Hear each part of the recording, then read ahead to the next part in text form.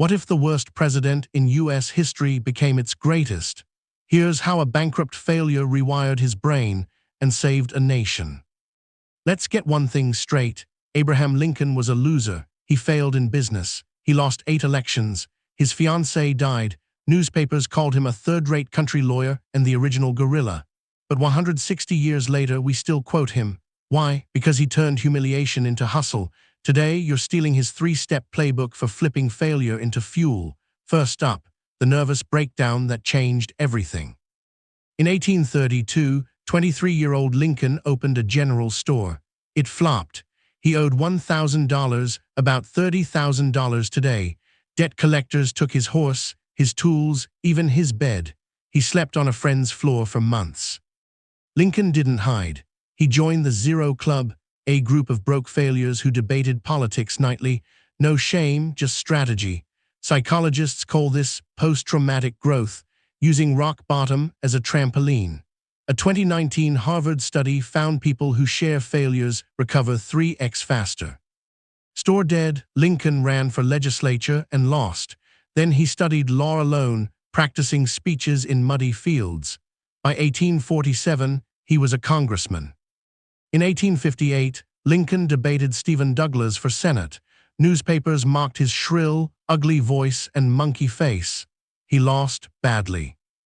Lincoln leaned into his awful looks. He grew his beard, not to look wise, but memorable. He joked, "I'm the ugliest man in Congress, but I'm here." A 2022 study found unattractive CEOs are hired 22% more often for crisis jobs. Why? We trust flawed leaders in chaos. After losing, Lincoln gave a speech so fiery, reporters dropped their pens. A house divided against itself cannot stand. It went viral via telegraph.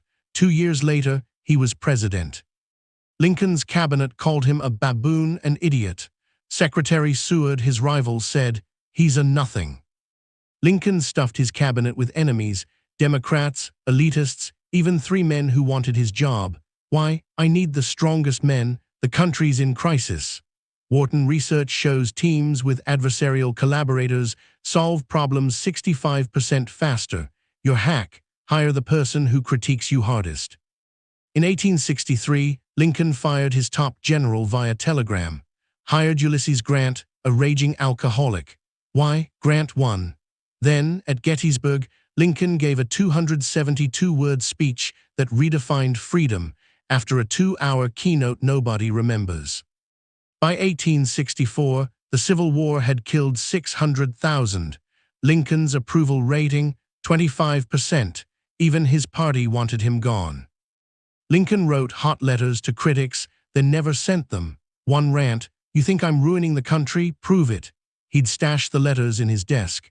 UCLA researchers say this vent then pause method cuts rage by 40%.